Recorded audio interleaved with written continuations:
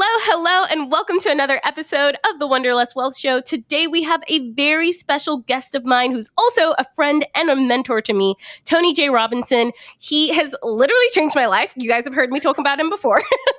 Welcome to the show, Tony. Olivia, I appreciate you having me, and what a kind introduction. And as much as I would love to take credit for all the amazing things you've done, I was hopefully just a very small piece of that. That was mostly you just being a kick-ass person. So.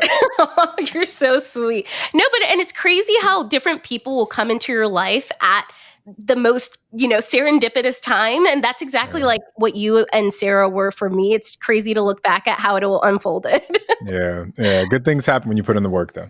It's so true. So true. Yeah. Well, so Tony, everyone sees you on social media or on because you're the co-host of the Real Estate Rookie podcast, which is one of the biggest real estate investing podcasts in the world. But who was Tony before the businesses, the real estate investing, all of that? Yeah. It's a great question. I mean, prior to that, I was a husband. I was a father. We live in Southern California outside of Los Angeles. And, I was doing what most people did. I went to college, got a good job, started climbing the corporate ladder, and just kind of had this desire to maybe pivot into something that was a little bit more entrepreneurial. And real estate seemed like the strategy for me, but I had a decent salary as a W-2 employee, and the roadmap of like all these little bitty kind of ones and twos of like traditional long-term rentals just felt like a very long path to getting to where I wanted to go. And I decided to kind of pivot into the short-term rental strategy, which you know a lot about. And I don't know, maybe 4 months after we bought our first short-term rental, I ended up losing my job. And we kind of ended up deciding to just go all in on building out our portfolio. And, a few years later here, it was actually just over 4 years ago that I lost my job. And now we've built a decent sized portfolio, does a couple million a year in revenue. We bought our first commercial property. So it's been a wild ride these last couple of years. Isn't it crazy though how like 4 years can totally change everything, right? Because I remember before I would think like, oh my gosh, 5 years, that's like, super close. Oh, I don't know. Like I didn't really have a concept of it. But now I look back to where I was 5 years ago. That was literally the beginning of COVID. Yeah. What? Right. So much can change. But honestly, Olivia, it's a great point. But like so much changed. And I think in even shorter period of time, because there's always that saying, right? Like people overestimate what they can do in X amount of time, but they underestimate what they can do in Y amount of time. But I think for a lot of people, especially probably the folks that are listening to this podcast, with a heavy or maybe a healthy dose of concentrated effort over like a 90, 3 month to 6 month period, you can make tremendous strides in your life and make tremendous progress towards the goals that you have. Because if your goal right now is to get your first real estate deal, that shouldn't take you a year. If you have the financial means and you're just missing like the skills and the confidence, you should be able to solve that pretty quickly. So anyway, I'll get off my pedestal, but like people, I think, underestimate how much change they can make, especially when it's about getting that first deal.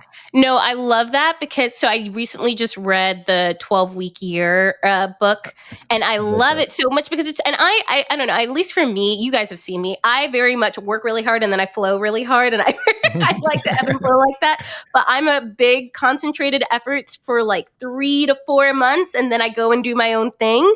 But you can accomplish in a year, in 12 weeks easily when you really do sit down and focus and you know where you're going and you kind of take out all the distractions. Because the thing about also working in those like 12-week sprints is you can't have multiple different goals. You need one goal, one focus, and just do that. You bring up a great point, Olivia, that I think holds a lot of people back, is that a lot of people just don't work hard enough, right? They make too many excuses about why they can't get started or why they can't make the time to do the things that they want to do. But then second is that people have that shiny object syndrome.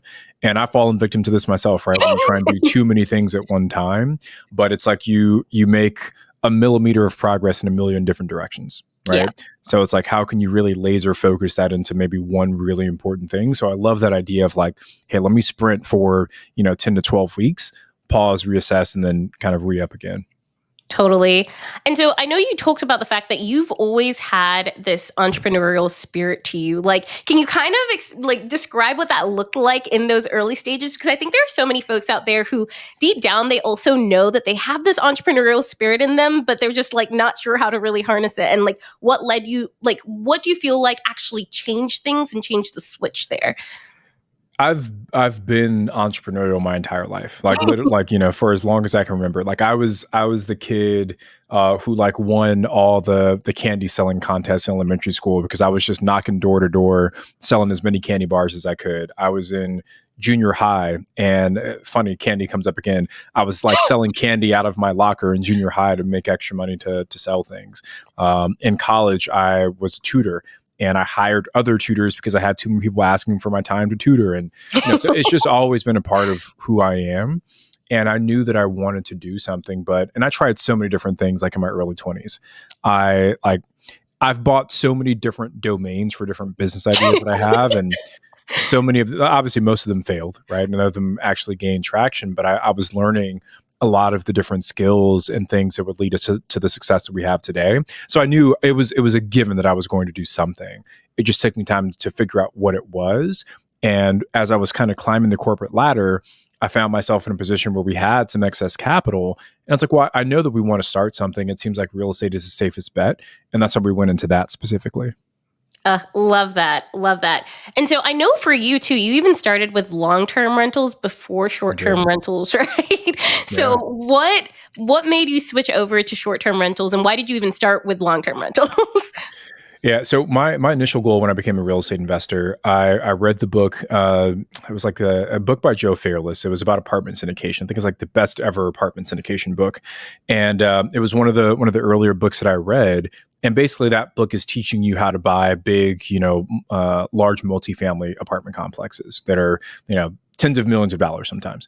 And he said in his book that if you want to syndicate real estate, you have to be able to raise capital, right? Like Tony by himself can't go out and buy a $30 million apartment complex. So you got to be able to raise capital. And he said the best way to raise capital is to have a track record. And he said for him, his track record was he did a few single family long-term rentals. That was his track record. And then he used that to start raising money for bigger deals, and it snowballed from there.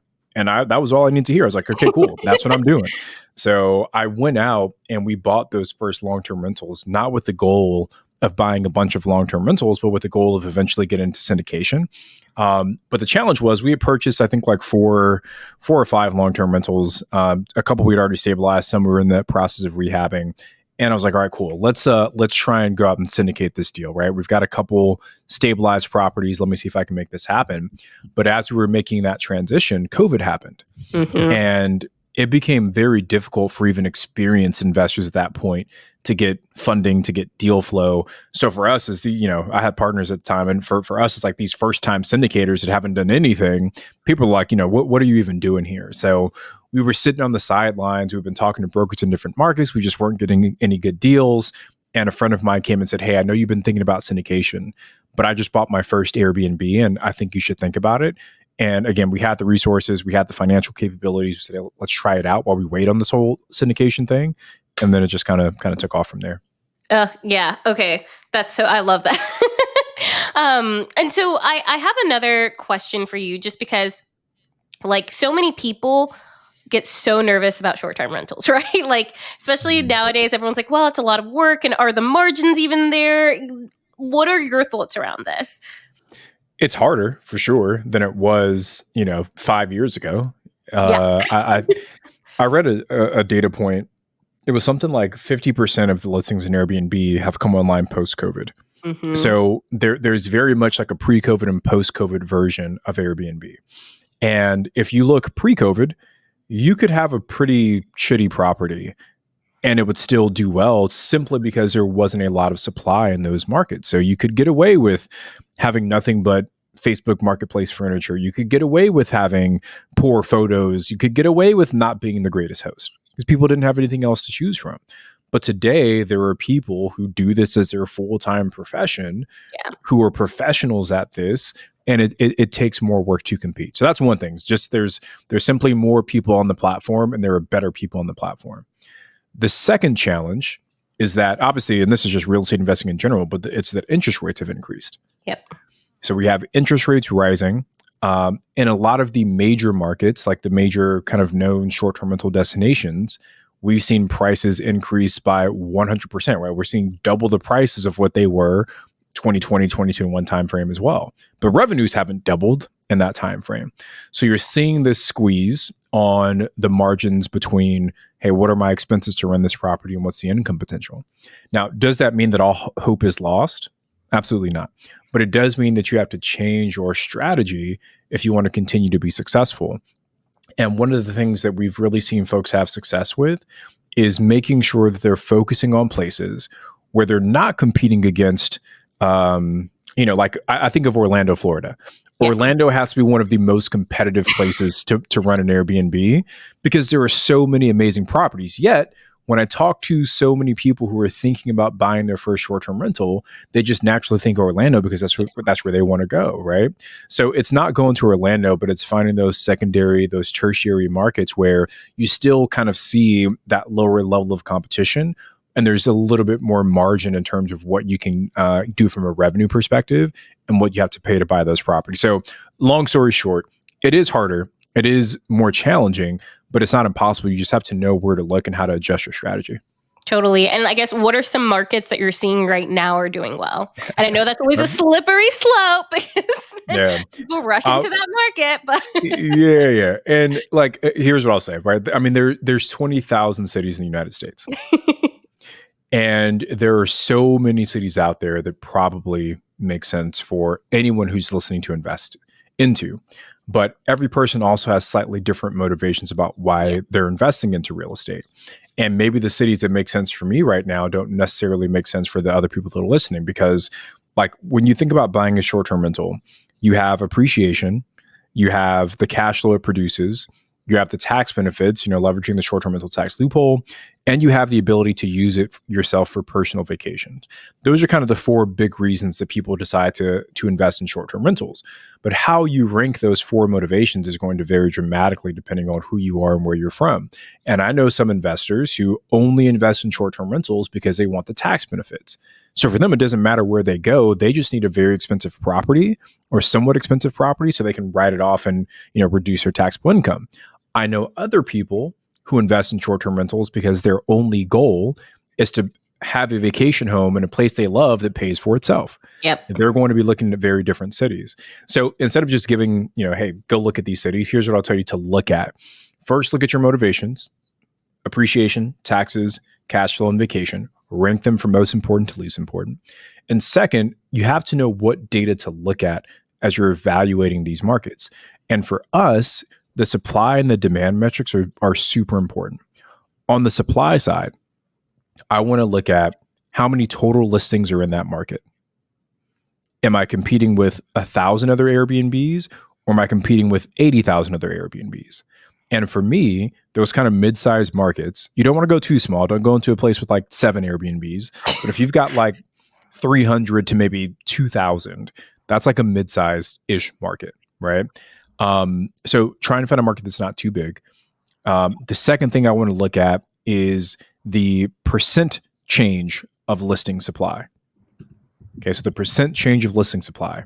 So if I see that from 2023 to 2024, the percent change of listings increased by 50%, that means we just doubled the supply in that market. And is that sustainable? Like, did demand double? Probably not. So what does that mean? You have this imbalance between supply and demand. So we're looking at the raw number of listings, the percent change. On the demand side, what I look for is what is the change on RevPAR? RevPAR stands for revenue per available room. It's basically a combination of your average daily rate and your occupancy change. But I want to see positive RevPAR growth as well, because that means revenue's coming up. And the final trigger that I want to look at, or the final data point I want to look at, is occupancy change. And the reason I look at both RevPAR and occupancy change is because sometimes RevPAR can increase even though occupancies are coming down because people just charge more. And while that's one way to generate more revenue, I'd rather get both. I want my rates going up and my occupancy going up. So I want to see positive RevPAR growth, positive occupancy change on the demand side. So really quickly recapping, I want to look at the raw number of listings. I want to make sure that the rate of increase in supply isn't unhealthy. I want to make sure that revenues are going up. I want to make sure that occupancy is going up. Okay, fam, if you have been feeling stuck in your corporate job or in your career and you've been looking to level up, this is going to be for you. Now, this has been a long time coming, but I am finally hosting the inaugural Wanderlust Wealth Retreat here in Denver, Colorado, March 6th through March 9th. Now, this is for the person who either hasn't gotten started investing in real estate, or maybe they've bought one, maybe two properties and are starting to doubt themselves. Maybe they're thinking, can I actually live life on my own terms? Can I really stick it to the man and go travel and spend more time with the people that I love instead of going into a gray office every day? If any of those sound like you have to be at this retreat. Now, it's actually going to be at my Airbnb here in Denver Art House. And we have both an all-inclusive ticket as well as a local Denver ticket. So the all-inclusive ticket is going to be food, accommodation, all of that included. Whereas the local Denver one,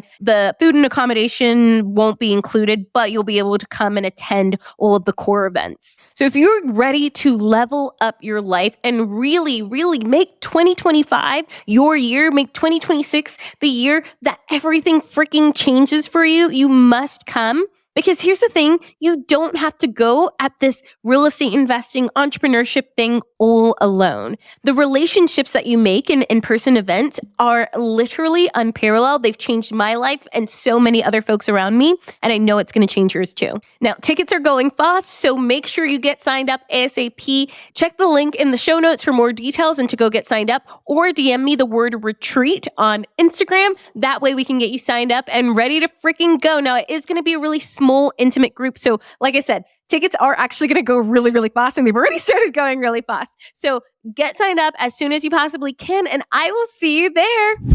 Love that. No, that was literally a mini masterclass right there in terms of where to invest in. Well, and it is really, I love what you were saying at the beginning, like, what is your motivation? Because I remember for me, when I was first getting started, at first I was like, I just want a bunch of properties and I just want a bunch of cash flow, blah, blah, blah, blah. And then I started buying properties in areas that I don't really care about. And I realized I'm such a lifestyle person in general. Like, I'm a lifestyle investor, lifestyle business creator, everything like that is what fuels me. And now I have, don't get me wrong, the properties do great. They cash flow a few $1,000s a month. It's great. But I'm kind of like, they don't really give me that much joy anymore. And so I'm already thinking we have a 5-year hold on it. Okay, at the 5-year, probably want to sell and put it into something that I'm more passionate about. But that's just the way that I function, right? I like investing in projects that fuel me, and that there is a lifestyle play where I can go visit them. And that's why I love the house hacking method, and I love vacation rentals in general, because I travel so much and I want to invest in places I'm going to go to. But now it's I have these properties in Virginia that I'm I don't really want to go visit. I know exactly what you mean. And everyone's going to be different, because for me, the personal use component is a non-factor. Yeah. It's not even in my calculus when I'm looking at potential properties, because for me, these are investments that I want to focus on. Now, obviously, sometimes depending on what kind of debt you use, you do have to leverage it personally for some duration of time. Yeah. But oftentimes you can use that time to go out there and make upgrades to your property, make sure it's going. But just to purely enjoy it, that's not super high on the list for me. It blows my mind. I love it, though. I love it so much. And then another thing you said, too, because a lot of people will find these markets that have 5 Airbnbs, 7 Airbnbs. And it's crazy because it's so funny. I had, a couple of other friends on here, the Carwells, where they invest in kind of those markets where it's really, crappy properties. There's not that many Airbnbs. They were making a killing, but now they're getting hit by regulations out of nowhere, right? And especially when you're looking at markets where the regulations aren't super established, I would always say just be wary, because you don't know, in just a hot second, they can completely change around regulations and you're kind of left to fend for yourself.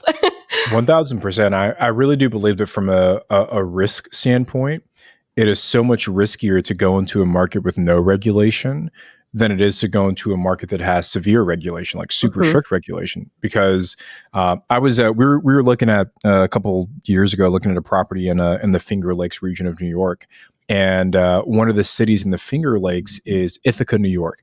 And while we were there that summer, Ithaca just so happened to pass their first short-term rental regulation. And what the regulation stated was that if you were a lakefront property, there's a big lake in the Finger Lakes, obviously. But if you were a lakefront, I think you could rent your property out for up to 270 days out of the year. So they took out a third of the year if you were lakefront. If you were not lakefront, I think it was limited to only 30 or 29 nights out of the year. Oh my You gosh. could rent your property. So imagine buying a property in a city thinking you could get full utilization out of it, and now you just got reduced to 1 month. Most deals aren't going to make sense. So when we think about regulation for ourselves, we're exploring different places. There's a couple of things that we're looking at. Number one, I want to know what is driving that local economy. And if it's anything other than travel and tourism primarily, then you're opening yourself up to more risk. The markets that we invest into, there are no major business headquarters. There are no big universities. There are no, massive there's nothing driving that economy except people coming in, staying a couple nights at Airbnbs like ours, spending their money in all the local businesses, and then going home. So for those economies, if they turned off or severely limited short-term rentals, that economy would collapse.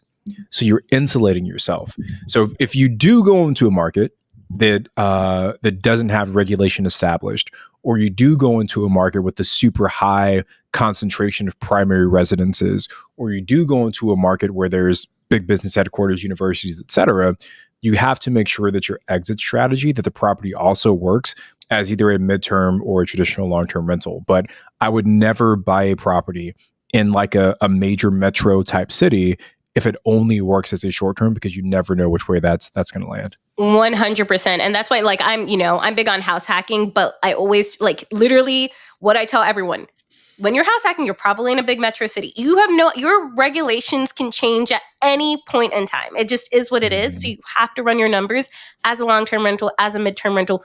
Does it still make sense? Does it at least at a minimum cover its expenses? And even if it's a little bit, right? Even if you switch it to long-term rentals and you're only cash flowing like $300 or $400 a month on it, but at least it still covers everything and you can hold on to it, right? Because the whole point of real estate too is being able to hold on to your properties as long as it's possible to kind of reap the benefits from it. The longer you can hold on to it, the better a lot of the time, and you sell when the market's high, essentially. But yeah, it's like in those metro markets, you have to figure out your exit strategies. Oh my goodness. Okay, so you scaled very quickly, quicker than most people. Because how many Airbnbs do you have now? 30 or so? Yeah, and then we're just under 30, and then we've got the 13-room hotel that we launched last year. Okay, how did you do that? And would you recommend others do it too? Ooh, I like the second part of that question. I'll talk about the how first. So again, I lost my job Christmas Eve 2020, and we had money saved up to help fund our future purchases. But that money that we saved up for real estate then became just like our nest egg for all of our living expenses while we kind of figured out what to do next. So the only way that we were able to continue scaling was that we had to then go out and raise capital from other investors. And that's what we did. So the majority of the properties in our portfolio, we own 50% of. So we have a partner that owns 50%. We own the other 50% on average. And a big part of our ability to do that was sharing our journey, was, doing the majority of the work, and was finding a way to bring value to the folks who had the disposable income and had the ability to cover the mortgages. Because again, unemployed, I couldn't get approved for a mortgage at the time. So for us, the partnerships were kind of the key focus for us in scaling that portfolio up. No, totally. And so, I know you said you own 50% of it and then investors own 50% of it. How is it actually structured, right? Because a lot of people hear that and they're like, okay, so are you splitting profit 50-50? Are they bringing the cash? Are you doing the work? What does that look like? Yeah. So first I'll say there's no right or wrong way to structure a partnership. I think as long as both parties are happy and feel like it's a win-win, that's all that matters at the end of the day. Second thing I'll say is I'm not an attorney, right? So go talk to your own attorney, make sure you get that figured out. But in terms of how we structured it, and again, there's a little bit of variance, but majority of our deals, our partners brought the capital to cover the down payment, the closing costs, and the setup costs. So the entire cash investment will come from the partner. They would also carry the debt. We typically found the deal, and a lot of these were off-market deals that we had sourced ourselves. So like they necessarily wouldn't have had access to them otherwise. But we would source the deal, and then we would do all of the setup. So like, if you go into the archives of my Instagram or our YouTube, there's videos of me and my wife with big U-Hauls driving around the different cities where we're launching our Airbnbs, getting everything set up and built. So we do all the setup, and then we would take care of the ongoing management. So, properties that we purchased in early 2021, we're still managing today, So we have that ongoing responsibility within the portfolio. And the way that we split it is we just split it right down the middle. So both profits and equity is split 50-50 on the majority of those properties. Totally. Okay. I love it. And so back to the second part of that question, would you recommend scaling as fast as you did to others? I think it depends. and I think people hear the scale and they think it's impressive. And I think to an extent it is, but for us, it was a necessity because we were in a unique position where I lost my job. We gave ourselves 12 months to see how quickly can we grow this thing. And if we didn't get it to a point that we were happy with, then Tony was going to have to go back and get a job. So, your back's kind of against the wall, kind of gun to your head type situation. So we had to figure out how do we grow this to a point that we can sustain ourselves. So that was our motivation, right?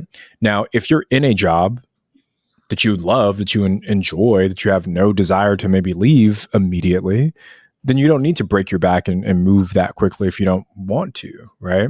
But if you're looking to scale, then obviously there's some motivation there. So should you? I think it depends. I think the other piece too is like you have to ask yourself, why are you looking to? Because there's two pieces, right? There's the partnerships and there's the scaling, right? The scaling is like, well, it depends on how fast you want to move, how quickly do you want to get to your goals. But the partnership side is like, okay, do you actually need to partner with someone? Because I think I see newer investors make the mistake, Olivia, where they partner just for the sake of partnering. And maybe it's just because like they're nervous of doing it by themselves, but I don't necessarily know if that's the best reason to partner with someone, right? Like if you're partnering with someone, it should be because there's complementing skill sets or resources. But if both of you were broke with no experience, then what is the point of partnering together, right? But if someone has the time availability, someone has the capital, that's a good reason to partner. If you maybe want to take down a bigger deal, and this is where like 1 + 1 = 3, then maybe it does make sense for you to take your 50K, them to take their 50K, and you go out and get a bigger property that can do more. So I think you've got to ask yourself, what's the motivation for partnering as well before you just jump in blindly into saying, hey, let's partner with everybody with a pulse to try and scale this portfolio. Completely. I found myself caught in that little like where I was like, I'm just going to start partnering. And I honestly, the funny thing is like my partners are awesome. Literally couldn't have picked better partners. However, I realized I don't like having to answer to anyone. Like part of why I got out of corporate is so I don't have to answer to anyone about anything. I like just like doing things for myself. So even going forward, like especially for smaller properties, I have no desire to partner at all. Like if I want to buy it, I buy it for myself. And like maybe with family, because my parents and I, we do work pretty well together. But other than that, like now I have the cash and I have the ability to go out and get my own properties by myself. And I feel pretty good about it. And my real estate's doing, like I set out for my real estate to cover all my living expenses. And so that if I didn't want to work right, I could sit back and do stuff. And I can't take a break now. But so it's like every property after this, I'm like, what's something I really want to do? However, there are some bigger deals later down the line because I do want to start. I have like this whole boutique hostel ideation that I'm like really excited about. It's not priority right now, the second, but like in the next 2 years, most likely, probably even less than that, it will be. That's a situation where I'm going to be looking at partners because I don't have $1 million sitting in my bank account yet. Yeah. And I think you bring up a good point too, Olivia, that your strategy can kind of shift as you mature in your business. Because for us, again, early on, we needed that. We needed a partner to keep scaling to kind of get to the goals that we had. But now, much like you, we're a lot pickier about how and when we partner. So for us, we're also not partnering on any more single family acquisitions.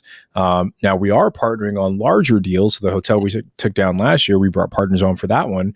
But like for us to go out and get another single family home, we'll be doing that by ourselves as well. Yeah, no, I love that. Because what do you feel like I feel like we've talked a lot about the perks of having investors and partnerships. What are the downsides of having partners and investors?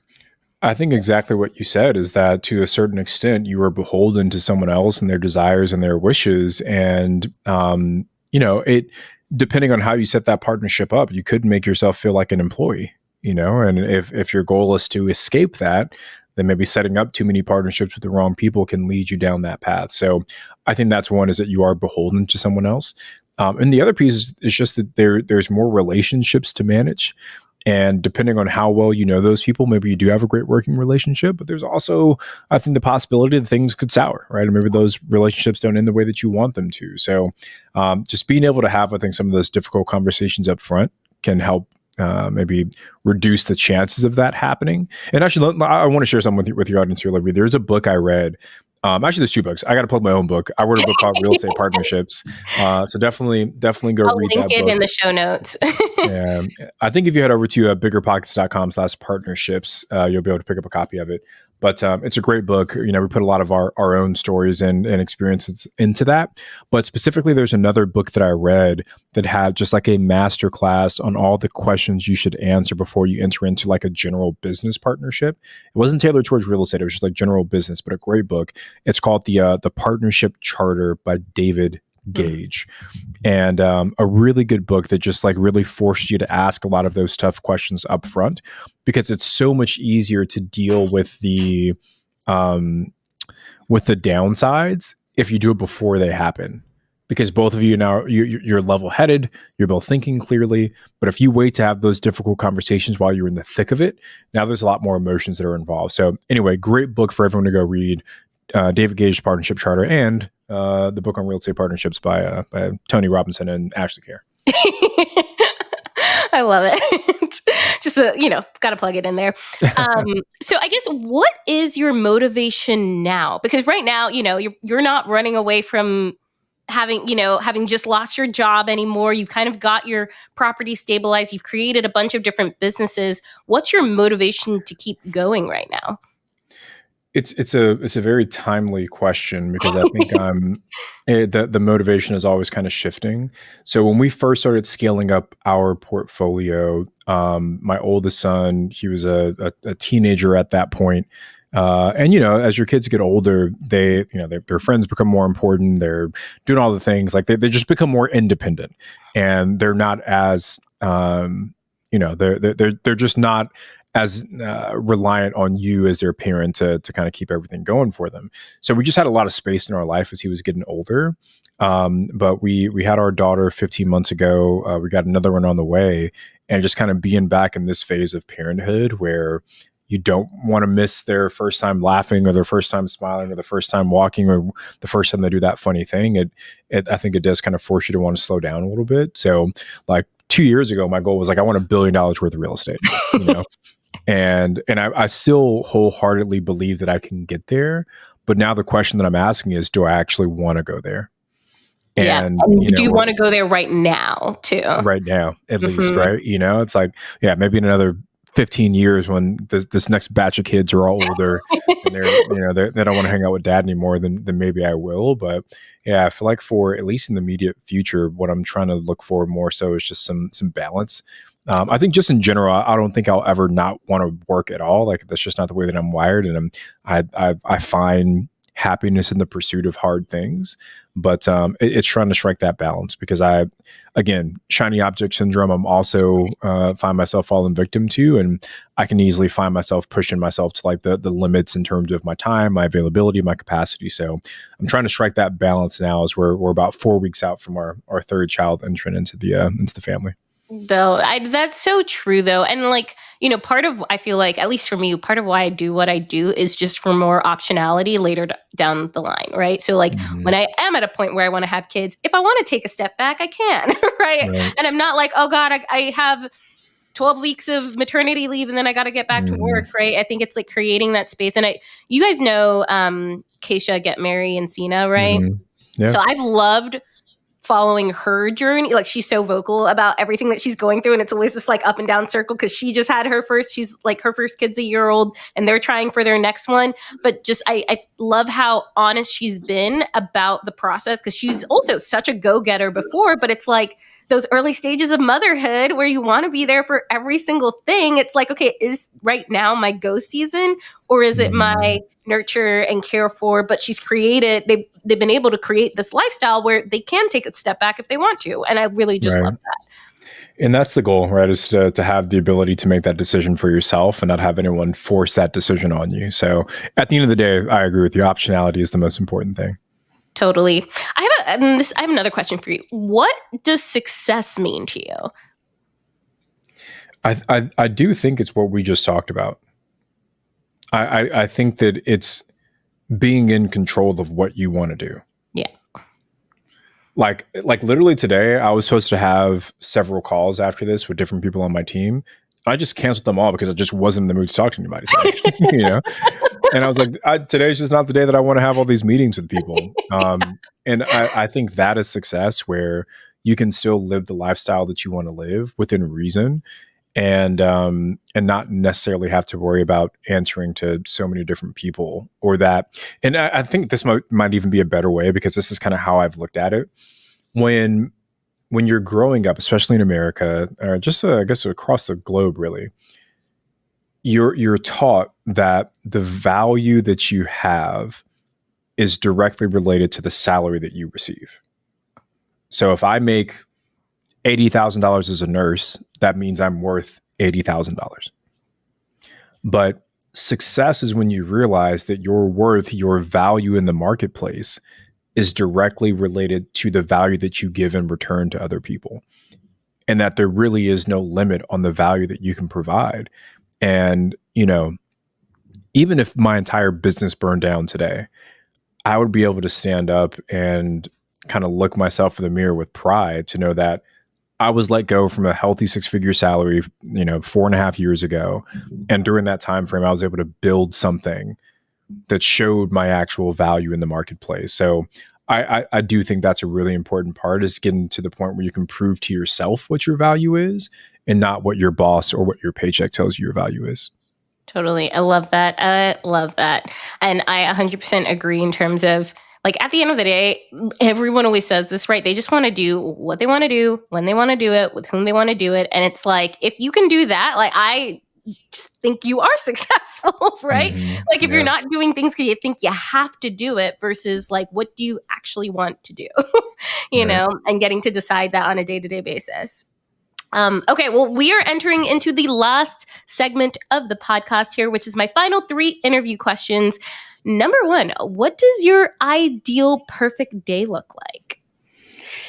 I don't know if I can give you a perfect day. I can maybe give you like a perfect week, right? Okay, perfect week. Let's go for it. Yeah, a little bit of flavor. I definitely feel like getting some meaningful work done is something. Like I said, I enjoy doing that. Some quality time with the family.